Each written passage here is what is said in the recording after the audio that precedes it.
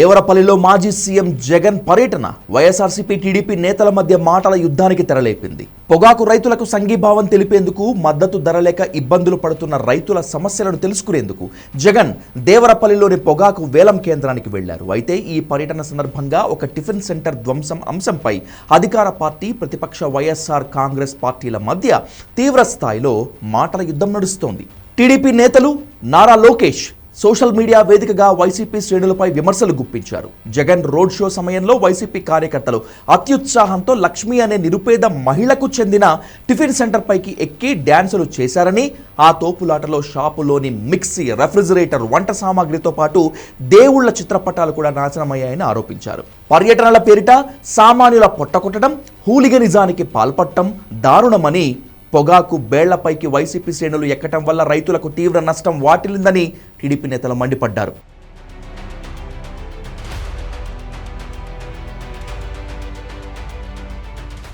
ఈ ఆరోపణలపై వైసీపీ మాజీ మంత్రులు తానేటి వనిత, పేర్ని నాని తీవ్ర స్థాయిలో ఎదురుదాడికి దిగారు.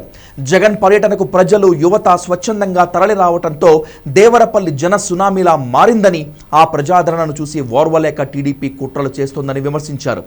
Z+ కేటగిరీ ఉన్న మాజీ సీఎం పర్యటనకు మొదట అనుమతినిచ్చిన పోలీసులు మంగళవారం అర్ధరాత్రి తమ ప్లాన్ మార్చుకుని డ్యూటీల నుంచి వెనక్కు తగ్గారని, హెలిప్యాడ్ వద్ద కనీసం ఒక్క పోలీసు కూడా లేకపోవటం ముమ్మాటికి కుట్రే అంటూ తీవ్ర స్థాయిలో విరుచుకుపడుతున్నారు వైసీపీ నేతలు, అలాగే వైసీపీ మాజీ మంత్రులు.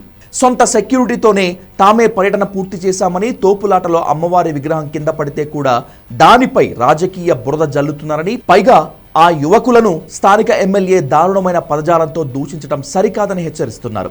పోలీసుల భద్రత లేకపోయినా పర్యటన ప్రశాంతంగా ముగియటాన్ని జీర్ణించుకోలేకే ఈ తప్పుడు ప్రచారాలు చేస్తున్నారని టీడీపీ నేతలపై వైసీపీ నేతలు ఆగ్రహం వ్యక్తం చేస్తున్నారు. ఆ రోడ్డు పక్కన ఉన్న ఒక దుకాణం, ఈ లక్ష్మి గారి దుకాణం, ఆ దుకాణంలోకి గబగబా వెళ్ళి పరిగెత్తి వెళ్ళి వారి పైకి టెర్రస్ మీదకి వెళ్ళి ఏదో ఫోటోలు దిగడానికి వాళ్ళు పరిగెత్తినప్పుడు వీరి దుకాణంలో ఒక చిన్న టేబుల్ మీద ఒక దుర్గాదేవి మాత ఫోటో ఉంటే అది వాళ్ళందరూ పరిగెత్తే క్రమంలో అది కింద పడింది. కింద పడిపోతే దాన్ని కూడా భూతద్దంలో చూస్తూ ఏదో కావాలని దేవతల్ని కించపరుస్తున్నారు, ఇసిరేశారు అని మాట్లాడుతున్నారు. అంటే ఏమనుకోవాలని వీళ్ళని? ఈ రోజున వాళ్ళు యువకులు ఏదో ఉత్సాహంతో అన్నతో వీడియో తీసుకోవాలి, అన్నని పైనుండి చక్కగా వీడియో తీయాలని ఏదో రకరకాల ఆలోచనలతో వాళ్ళు పరిగెత్తి వెళ్ళినప్పుడు జరిగిన చిన్న పొరపాటుని కూడా ఈ రోజున వాళ్ళు భూతద్దంలో చూసి అదేదో రాజకీయం చేయాలి, బురద జల్లాలని చూడడం అనేది ఎంతవరకు కరెక్ట్? ఏపీలో పోలీస్ వ్యవస్థ పూర్తిగా దిగజారిపోయిందని, ప్రజల కష్టాలు చూడటానికి జగన్ వెళుతుంటే భద్రత కల్పించే విషయంలో పోలీసులు బాధ్యతారహితంగా వ్యవహరిస్తున్నారు అంటూ విమర్శలు చేశారు.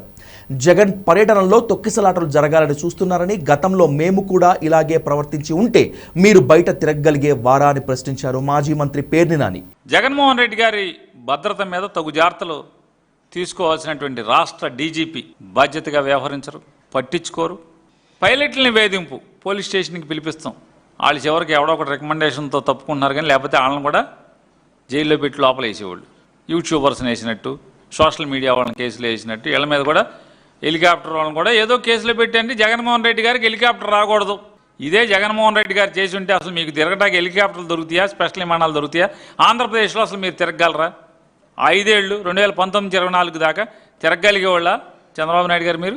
ఈ వివాదంలో కీలక పరిణామంగా బాధితురాలిగా చెప్పబడుతున్న దేవరపల్లి దుకాణ యజమాని చందన వరలక్ష్మి, ఆమె కుమార్తె దివ్య తాడేపల్లిలో వైసీపీ కేంద్ర కార్యాలయానికి వచ్చి వైఎస్ జగన్మోహన్ రెడ్డిని కలిశారు.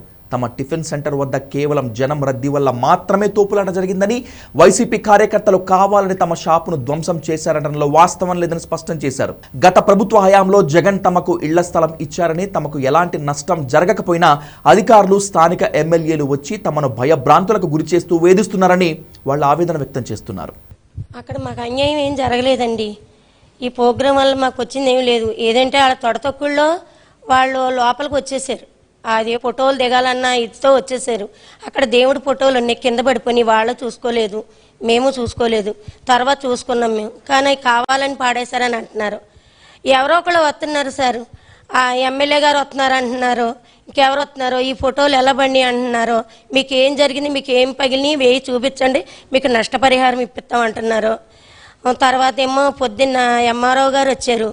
మీరు కలెక్టర్ ఆఫీస్కి రావాలి, కలెక్టర్ అమ్మగారు మిమ్మల్ని తీసుకురమ్మన్నారు, కారు పంపిస్తున్నారు, మీరు రెడీగా ఉండండి అని చెప్పారు.